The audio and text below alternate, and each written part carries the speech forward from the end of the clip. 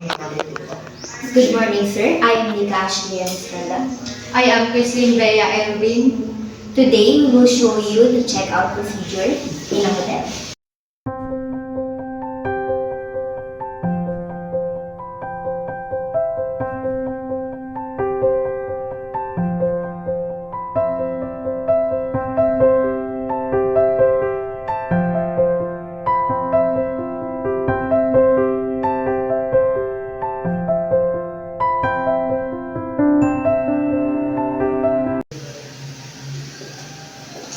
Good morning, ma'am. Can I help you? Yes, please. I would like check out today. Okay, ma'am. May I have your name and room number, please? I am Christine Bea Elvin from room 812. Thank you, Miss Christine. Let me check your account. Have you used any additional services today? No, I haven't. Your bill for 5 nights is 20,000 plus 5,800 for laundry and room services during your stay. The total is 25,800 pesos. Would you like to review the bill? Yes, please. Everything looks correct. I will pay the credit card. Is that okay? Certainly. May I have your card, please? Here you go. Please sign here.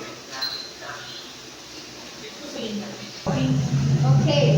One more thing. I will be leaving the room now, but the friend will be come at 3 p.m.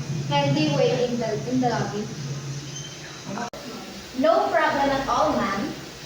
Thank you. You're welcome. Have a nice day and thanks for staying with us.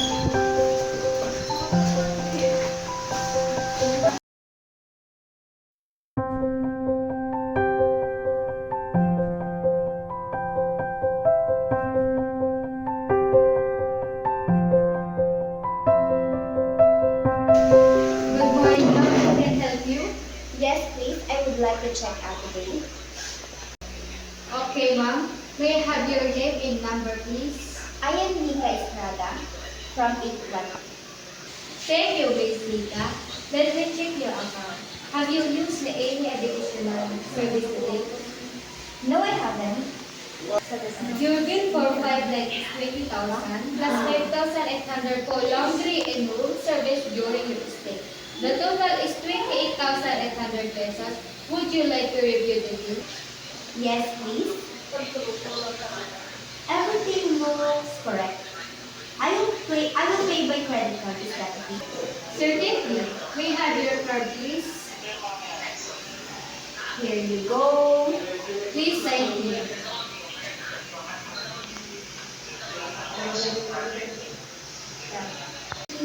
Okay. One more thing. I will be leaving the room now, but a friend will come by 3 p.m. Can they wait in the lobby? No problem at all, ma'am. Thank you. You're welcome, ma'am. Have a nice day and thanks for staying.